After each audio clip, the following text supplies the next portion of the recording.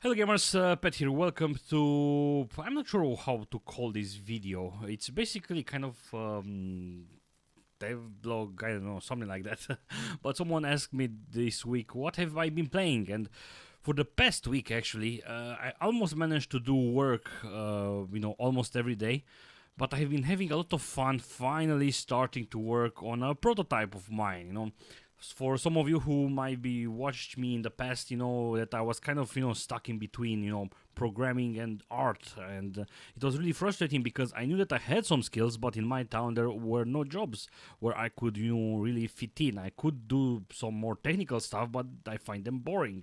And that's the thing, I could be able to do some more programming, but writing code became way too boring for me in a way too slow. Anyway, so last year when I kind of realized that hey, I actually want to make games.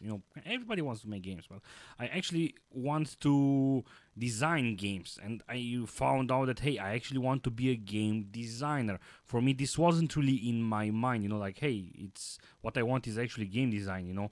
I started programming when I was little. Well, I started with web pages. My first website was at 14 when I was 14 years old, which is not really programming, but for a young guy like me back then, it was something, and it really raised my technical skills. And I started with PHP and stuff like that, just because I wanted to do video games, and if you want to make video games, you need to be a programmer. That's what many people think, and it's kind of wrong in a way because yeah, it will allow you to code your game, but your game will be crap if you do not study other parts that are making a game, which is game design, which is hugely important. But that's not what I'm going to talk about right now.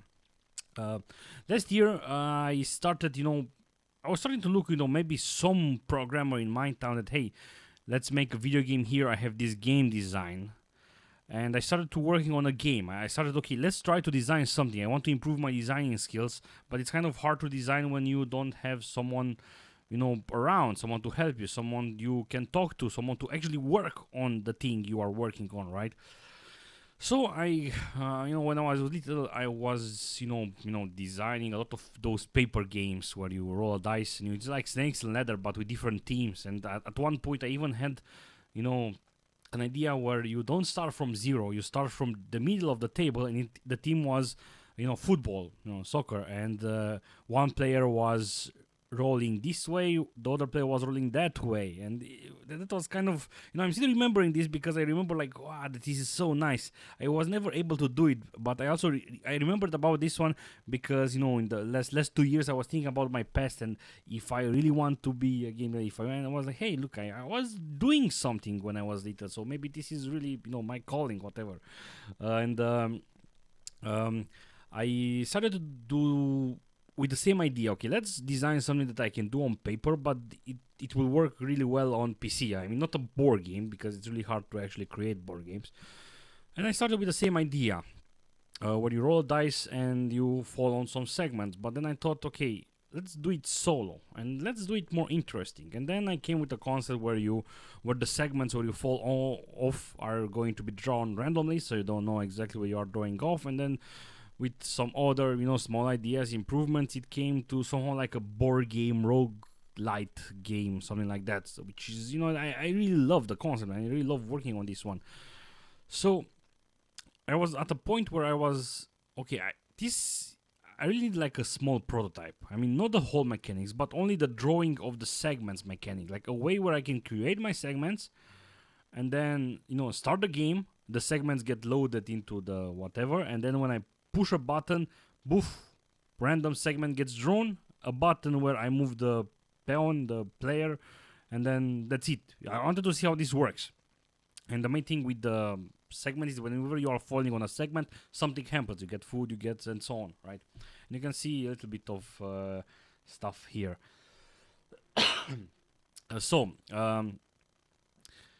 Time passed. I finally got a job in August, and that's why I haven't been making that much videos because I'm tired. I come home, I want to relax, and my PC is also old. And in the past, it wasn't a problem that I was spending 30 minutes in re-encoding stuff and then uploading stuff. But right now, I really want to make more videos, but I really want to get a new PC so I can, this downtime is much shorter. So anyway, I started to learn more Unity, and there are two things that I think that are simply amazing when it comes, for people like me. Which one is Playmaker, which is a visual state machine editor, and I'm not going to talk that much about it, but I made some really cool stuff with it, some really fast stuff with Playmaker, and I really love Playmaker because it allows me to think in states. Right, you are now in this state and you wait for the escape key, and when the escape key is being pressed, you go to this state, and then you do something when you are in that state, and then maybe you wait for another thing, or you just come back after you display something. And I really love this kind of thing. But something else, I mean, Playmaker wasn't really that good for my game. I think I could have done it, but it's much easier to do with Flow Canvas, which is basically something like this, where your logic is following a path, right? And this is what I've been doing. It was really hard for me to kind of get into the whole thing because my mind wasn't really like, okay, how? But the guy that made the plugin, and I will make more. This is not really a tutorial, it's more like a story. But I will make more tutorials when I'm going to learn more about Flow Canvas and more about programming. Because as I've said, logically, I know how to think about some stuff. Like, I have to do this, and this. But I'm not yet sure how. What function do I use? And not only that, but I need to find a way to do this with Flow Canvas. With this type of visual thing. Not that it's complicated or it's very different, but sometimes I don't even know exactly where to look for the stuff that I want to add, so it's a little bit weird, but I'm getting there. So basically right now what I implemented is basically this. Let's see. You see, the game starts. Is it working? Yes. The game starts, and hey, I have 2 segments drawn. Each segment is made of 5 tiles, right? I made some info here just for me. This is, again, it's a prototype, it's not a game, whatever. So those 2 segments got drawn randomly from this deck. Let's call it a deck, right? And they get placed into this, basically the board. So that's why you can see them, because if you see, the segments are basically here off screen, you can't see them. But now when you start the game, poof, they get drawn randomly each time. I also have a move button, and you press it, and I can confirm move, and I will move there. Or I can do another roll of -0 or plus. Basically, it will randomly assign you +1, and I will move here. 0, I will remain there, or -1, I will move back. I will move 1 tile. It's something. I'm not going to talk about game mechanics and what I want to do with this game, but it's to give you a more chance to gamble. So I can confirm the move. And now something happened. I can move again. Something happened. So I can move again, something happened. I can move, okay, that's food. Green is food, basically, which is not really updating because some of the segments that I've drawn do not have the logic there, but I actually managed to make the logic. Okay, I'm here. Nothing will happen here, but if I do a -+, I can get a chance to fall on those green tiles and get more food. Okay, nothing happened. And then when I'm getting to a new point, a new segment will be drawn. And basically, I can just... It's exactly what I wanted to have last year. I'm curious when I will have a food +3. I'm not sure what of the green tiles have the script in them. I have to remake the script, basically. Okay, now maybe no. So you see, I can hold the mouse and I can move it like this. The camera is not going more to the left because there is nothing there. The camera is not going more to the right because, hey, there are no more segments. I mentioned this stuff because when you start actually programming and doing your game, you will find a lot of small things that are really a problem, right? So I think I'm going to show you some of the scripts that I wrote, some of the code, because some people might enjoy it. So basically, I have the Drew segment code, which is one of the first things. And I remember, like, back in September last year, I was talking with a friend of mine who's a programmer, and I was like, how do I do this? How do I have a deck of stuff, right? And how do I draw them? I wasn't even sure on how. I was thinking to have the segments that that I will manually design. They are not random. Those are manually designed. I was thinking on having them in a text file or something like that, but then I said, okay, there's no point. I can just put them as, game objects here. For now, at least. If I want to improve more and get more, less memory consumption or other stuff like that, you can do it the other way. But that's another story. So I finally I got some help with the guy that made Flow Canvas. It's a Unity asset that is basically imitating the Unreal blueprints, where you can actually program with flows like this, right? So when this event is going to happen, draw new segment, and this event is basically happening when I'm telling him to happen in another part of the code, right? I will get to this variable, and this variable, you see, it's requiring a value. So when the flow gets here, this value is going to, okay, I need to go here and see what the value is. So basically, this is the segment deck. This is my pool of segments, right? I will get the child transforms, then I will get a random list item from those transforms, right? Basically, I will get a random of those things, and this is basically the value, and that's how I managed to get a random, child from the segments. And then I want to set the parent of this value that I just got, as you can see, to the board. So I have board, I'm setting the parent of this thing, and that's how the segment will actually move here to the board.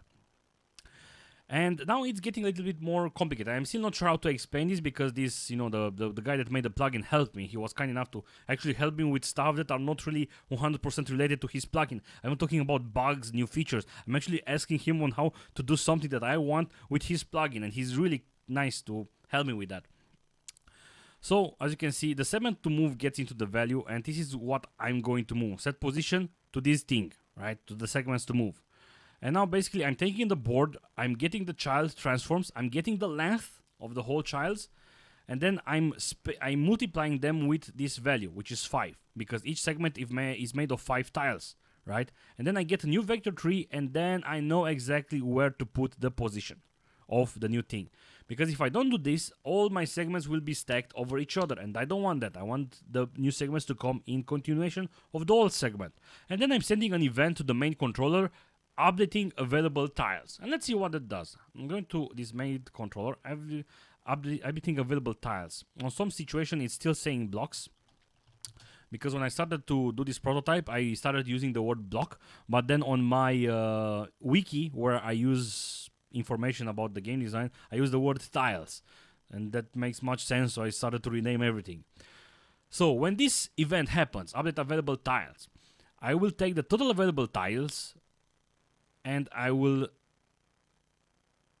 when this is a set with the value. This is get, this gets the value, this sets the value, right? And when I want to set the value, he will look on the value that he wants to be set. So basically, I'm taking the total available tiles and I'm adding them, plus 5. I know that all my segments will always have 5 tiles. In a way, it is a little bit hard-coded, and maybe you want to do it differently, where the 5 value is like a global variable in case you want to start doing 6 blocks or whatever. But no, I will kind of always want 5 blocks. I know that because I planned ahead with the design. Okay, so I'm setting the text of this value, right, of the total blocks. I'm updating the text, and then I'm also what am I doing? Set text to this thing, which is, I'm doing 2 stuff here. I'm doing the total available tiles and total available blocks, which I kind of need to rename. Basically, I'm updating the UI. I'm updating this the UI, and I'm also keeping this information in the in a variables, because I will use this information later. And it's kind of big. It was kind of exciting to do, and one thing that was really weird for me to do. I mean, not weird. I didn't actually knew, and now that I know, it's kind of simple. Everything is in space right now, right? When the player moves, he is moving in space. And then the segments, they're also in space. In space, they don't communicate to each other. They don't know, hey, the player is, I'm sitting on this gold tile, right? But what I'm doing is that I'm keeping the current player position. Every time I move, I update a variable where I have the current player position. Right now it's 3, and if visually we look, it's 1, 2, 3. Yeah, but the game doesn't know that. So I was like, okay, how do I know? How do I tell? How do I find this block so I can send an event to that block, and then that block will do his thing, like get food, And I kind of had the idea, but I wasn't really sure. I mean, hey, all my segments are 5. Maybe I need to divide my value with 5.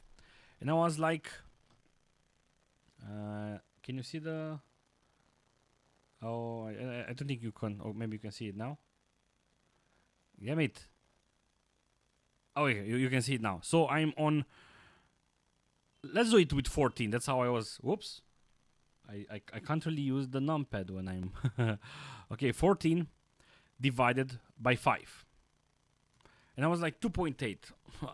This is not really giving me the... How do I take the 8? What's with the 8? I was like, man.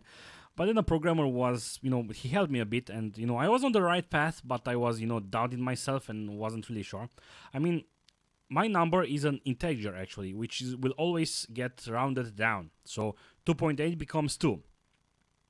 And now, if you actually look at the 14, let's try to kind of go to the 14. This is 13. I'm on 15, but basically this is 14, right? And you know that 14 is part of the third segment, and you are on the 4th spot, right? So, if this runs down, I'm at 2. And I know that before the current segment, I have 2 ahead, right? So I can do 2 plus 1, and it's always going to be like that. If I'm on 16, and I divide it by 5, it's 3. I have 3 ahead of me, plus 1, I'm on the 4th segment. Okay, so now I know how to find out the segment I'm currently on. But then I found a bug. I'm always dividing by 5, right? So if I'm on the 5th position, and I'm dividing it by 5. What's going to be? 1. But I'm on the first. It's supposed to be 0. I'm on the first segment. So, the programmer suggested to divide by 6. But then I kind of started doing something, and that thing actually works. So I said, okay, whatever what I did works, and I'm not going to touch it again. Maybe later if I find bugs. So I did a switch condition. That's checking if the number is divided by 5. If the number is divisible by 5, I'm going to do a false, which is basically this, right? It's going here, false. He's doing the stuff on this side, right? And what this does, it's not doing the plus 1 that I do when it's not divided by 5. And that way, it will be, let's see. We are currently on, current position is 15. It's false, which is good. I can actually show you because this is the thing that happens. This one. It says that the current player segment is 3. And current player position 15 is divided by 5. Okay, this happens. I'm taking the current player position, which is 15, and I'm dividing it by 5, which becomes 3. Anyway, I kind of don't want to make this video too long, but this is what happens, and it's working, right? So this is what happens here, right? So I know the segment, right? Let's say that I'm on 14. Okay, I know the segment, but I don't know the position. How do I know the position? So basically, it's 14. I'm on 14, and I know that the two segments before me that I know are 10. 5 or x2, it's 10. Minus 10 equals 4. I know the position in the segment. The position in the segment, and I know the segment I'm currently on. And I was like, holy shit, oh, this is so awesome. It was so satisfying. So satisfying. So what I'm doing, after I have the information to those two blocks, I know exactly where I am. I need to get the actual value, which is this one, player current tile object. It's a unity variable of the object type. As you can see, it's updating, it's monster. I'm currently on the monster, it's with red, right? Let's actually move again. Move, this is nothing. And it's updated to nothing. It's actually there. I know the information, right? So this is how I do this. You see, player, this is the value, and it's a set value, which means that it's expecting something to be set to, right? So I know the current segment, and I'm doing a -1 because the current segment is basically the one that I do +1, and I'm not keeping the original. So that's why I'm using -1. You know, you maybe can do it more optimally, but I said whatever. I'm just going to put it -1. So I'm getting the child. And then I'm going to get the child of the child, which is the player position in the segment, which I do the classic also something with -1. I really don't want to get into explaining everything again, but it's something like that, right? So that way I take boot of the boot child. Oh, no, never mind. I know. Because I need to get the child of the board, and that's what I'm doing here. And after I get the child of the board, I'm taking the position in the segment. Right. Okay, so that's taking the position in the segment, and again, it's -1 because it's always counting from 0 or something like that, right? And then I'm storing that value here, and then I'm basically setting. I'm sending an event to that variable, you know, to that tile, and that tile is going to receive an event, and like, hey, I have to do my thing, and then it's going to send an event back. And oh man, you have no idea on how many times I was thinking on how to do this, because this is the core mechanic of the whole thing, and I wanted to do this prototype, and I wasn't really sure on how to approach it. But you know, when you start doing stuff, you get into more and more smaller stuff that you want to do, and I wanted to do this thing. I mean, I can move the camera with the mouse. This was really easy to do, but it's more natural to move it with the mouse. And this is how I move the camera with the mouse. I have two events that they both need to trigger. It is having this AND, right? So I need mouse X needs to move, and then the button fire, which is the left click, needs to be true, right? It's pressed, and when this happens, it will start moving, right? But I had a problem. I was able to move how much I wanted. I wasn't constrained by anything, right? I mean, I don't really want to be able to move to the left here. Nothing happens there. Why would I let the player move there? So I come with a solution, which again, it might not be optimal. You know, there are multiple solutions to a problem, but it works. So I said, like, okay, even if it says true, I'm not sure. Even if I continue doing this update remains to true, meaning that it will always go this way. It's supposed to be, say, false when I'm dragging the mouse like this. But what I do is that I take the camera position and I'm taking the X, right? And right now the camera in this position, when the game starts, the camera is at 0, x0. It will always be at x0 because I place it at x0, right? I start the game right there. And I made it that if you move to the left, I mean, you are trying to go below 0 or equal to 0, something like that, it's going to turn out false, and it's not going to do anything. But I'm not sure exactly why it's not showing it that it's false, right? But if I'm going to move it the other way around, you see, it's everything starting to update. Even that they kind of update the other way around, probably because it's float and it's kind of always around 0, but it's not really true 0, maybe something like that, because I think this one is an integer and not, I'm checking for an integer and not for a float or something like that. Probably that's why. But the thing is that it's working, and if it's working, I'm not touching it again unless it's somehow like I find a bug. So I managed to stop the camera from moving to the left. Okay, but now I was having another problem. I was able to move too much to the right, even that I had no segments. Okay, so I didn't know about this. Again, this is one of the stuff that are, you know, programming related that I don't know about. I know that I want to do something. I have the logic there, but I don't know how to do them. So this guy, you know, the guy that made the plugin suggested to use the math F math f clamp. And I read about it. It's basically you're clamping a value, and it will always be between that clamped value, right? So after I take the camera translation, right, I'm extracting the vector tree of the camera. The y-axis and the z-axis are going to remain the same. That's why they go to this new vector tree.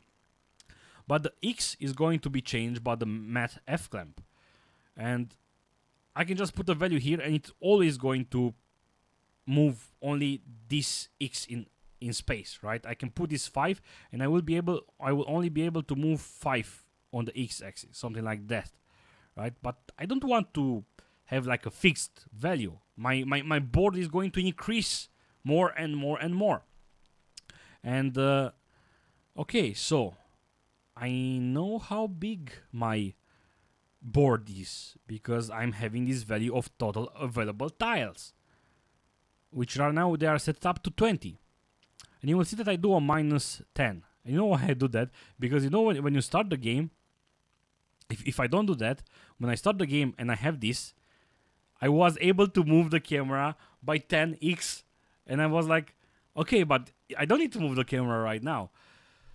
So I do a minus 10, and that's why those first 10 blocks you cannot move them. You can only move the camera after some time, right? Bam.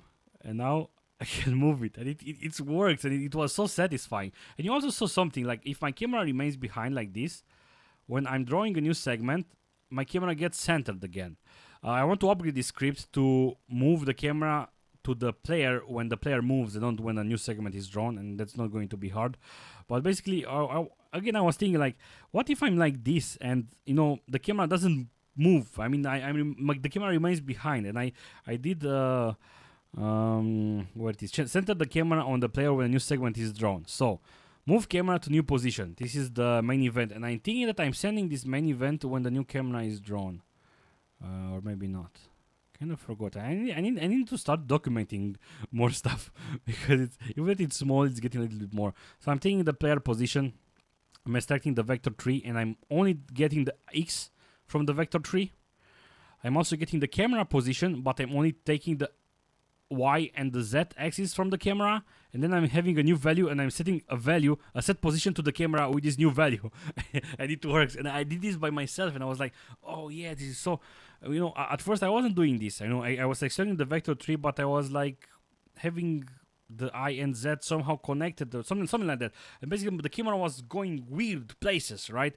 I was like, okay, I somehow need to get my current position. I was like, okay, I need the Z and the Y from the camera, and that's how I do this. And it was really, really, really satisfying, and I really need to see where I'm getting this from. So I just see this is with what I've been having fun, and I'm really getting happy with it because I can actually do stuff, and stuff appear on screen, and I do some, I know that there will be some hard coding programmers be like, oh, this is not real programming, this is not, like, I don't give a fuck anymore. I can actually do stuff happen on screen, and it's working, and I'm having fun with it, and you can actually make games with this. I mean, some might say, yeah, but you can't do a shooter with it. Like, yeah, whatever. Why do I want to make a shooter?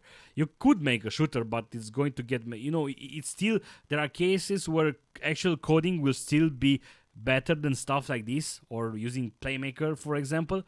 But don't say no to stuff. If you want to make games or something, if you want to make a prototype, use this type of tools because they are very, very, very useful. They allow you to make things really fast, and the things that you make actually work. And that's the most important thing. I remember, 15 years ago when I was doing websites, and I was talking with other kids of my age that were doing websites, and I was using Dreamweaver basically. I mean, not the visual type. I was actually writing code, but some stuff I was doing in Dreamweaver. Like whenever I wanted to generate a new table, I was using Dreamweaver's tool or generate a new table, because I'm not crazy to do all that stuff by hand, even with copy paste and stuff.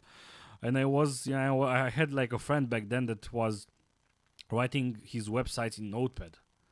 Like this, this is the true thing. This is the real deal. Like whatever, The important is the end result. And if you postpone the end result because of some stuff like that, if it's going to take you years to do something, people say no to Unity because Unity is not real programming. Unity is what you have everything under your table. You even have assets. And then you can buy assets. This is not like whatever. Something that I really love, and when I'm getting the salary right now, I'm going to buy is Easy Save. Easy Save is a Unity asset that's going to allow me to save variables into a file and then encode that file. It's like, and basically, it will allow me to save the game. Press escape, save game, exit game. When I'm entering the game again, load my game, and it's going to be the same. And I find that boring to do. If you don't find that boring to do, then you are probably a 100% programmer. But if you kind of want to make a game and you start doing that, and then you start doing other, like programming your own physics engines and whatever, then you probably don't really want to make games. You want to make tools. Think about that. Or not that's the case, but it will really keep you, and you will program some game for years, and you are still not going to have that game. So yeah, I'm really you have no idea how good this is. I mean, Unity. The plugins that you can buy with Unity, Playmaker, that I can think with state machines and do stuff with state machines, and this Flow Canvas thing, and this guy, I don't know how to pronounce his name. He has a Greek name. Also made this is called Flow Canvas, and he also has Node Canvas, which is a node-based tool like a tree where you can actually program AI behavior, and that's also really, really cool. So, guys, this is kind of the episode 1 of my, pet working on prototype. This was more of a, I don't know, I don't know how to put this, what category should I put this video. Yeah, this is my Trello.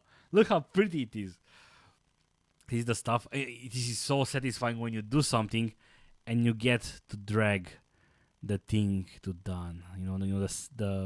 The task to done. It's like, oh, yes, I've done it, and it's so satisfying. So this is what I have to do right now in game mechanic. I have to do, whenever you move, you will get -1 food, -1 health when you are 0 food. I mean, in theory, I have to tinker with the values, and then game over state when your health reaches 0. Shouldn't be too hard, basically. But then I have this segment script, and the guy that made the plugin actually helped me immensely with that, because I didn't know exactly how to do it. I had an idea. I mean, what I want to do, this is a segment, and I'm doing this by hand, and it's really, really annoying. So what I want to do is have, when you attach the flow script, which is the node you see here, right? You also get this blackboard, which is basically a list of all the values, the variables that you are going to use. I want to do something like tile01, and then add a new Unity Engine game, a new variable that's going to be called tile02, right? And then I have some prefabs with the tiles that I'm programming, ahead, and I want to do something. Okay, I want to do a monster tile right now, and I want to do it like this, right? And I want, and those things will basically get deleted. I'll need is the segment, and then the information of that segment is going to be stored here, and then whenever the segment is getting drawn, he will create the segments on the fly. And I want to do that.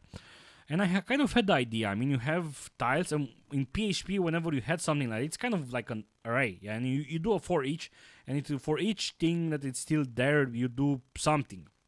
I didn't know exactly how to do this, but this guy actually helped me, and he actually gave me, proper flow code that I can actually just take, and I have to adapt, of course, to my needs, but it's there. And basically, he suggested to actually make a list. I have never worked with lists, but it's kind of the same concept. And not only that, but why it's annoying to do by hand is that the position in space of the tiles. This first tile it's at 0. The second tile it's at 1.1. The third one is at 2.2 because I'm leaving a small edge, right?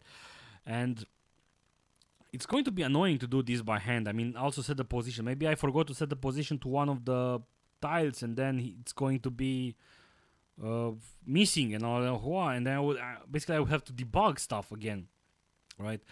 So the segment script will also do this. He will basically create the. This needs to be updated. It's setting itself to self, and I've learned exactly why, but I have to update it. Anyway, and that's what the script is going to. It's going to do a for each. It's going to create the. It's going to initiate the prefab basically, and it's going to place it into space, and it's going to create the segments, looking like this on the fly, right? On the fly. And then those segments are going to be placed there. And yeah. I also want to set up the camera on the player when the player moves, and not when the segment is drawn. Always draw two segments. There's a thing with my game. I have two states. You are kind of outside, and you will see always, since you are outside, you see further ahead, two segments. And then you can go to the dungeon where you will only see one segment. And right now right now the thing is that I do the segment. When the game starts, I already have two because I'm outside. But you see, I'm already at this segment, but it didn't draw because I drew when I drew a new segment when I require a new segment, when I want to actually draw a segment after I passed already 5, to always have one extra segment ahead of me. And I have to see how to do that. It shouldn't be too complicated. Basically, I kind of need to I think I will need to set up a variable of just for the reference. Where am I? If I'm outside, do it like this. If I'm not outside, do it like I've done it already, Since I've already done it like this, there is no point to breaking it up just so I can break it to do it again later, right? And I want to do kind of a log, whenever you do something, I want to have a new UI with a log that's saying, here, you got +3 food, you moved 2, and you got that, and something like that. And then I want to do a game menu. When the game will start, it will start on this scene, which will have continue, new options, and exit. And then I want to do a game menu when I press escape. That shouldn't be hard. Like I do that with Playmaker because that's a state machine. I'm waiting for a key. I go in this state, right? And I can tell Playmaker to pause the game, to move everything back to 0. The speed, the scale time, I believe it's called, something like that. And then iTwin animations. I need to buy a plugin called Do Twin, and Flow Canvas actually has integration with Do Twin, because right now when I move, the pawn, the player just teleports. When segments appear, they just appear. They don't have any kind of animation. But that's kind of a polish phase. It's a little bit later. But that's one of the reasons why I want to make the scene, is that I want to buy that save plugin and try to implement a saving system early on when I only have a few variables I need to keep track of, than a lot of them. So I'm kind of preparing to go in that direction. But anyway, hopefully this was, interesting for you. I'm not sure how it was. It's sure going to be interesting for me later when I come back and look at this Trello board and look at this game, how it's looking right now. I mean, maybe it's going to happen, maybe it's not going to happen. But maybe, 2 years from now, I will look on how my game used to look. And then the game will be polished and finished and on Steam and something. Maybe not, I'm not sure. But it's going to be weird. Since I'm talking with the problems that I'm currently facing, but 2 years from now I will struggle with other kind of problems, and I'm going to laugh at these lame problems I'm struggling right now, Anyway, thanks for watching. I hope this was interesting for you. So, bye guys.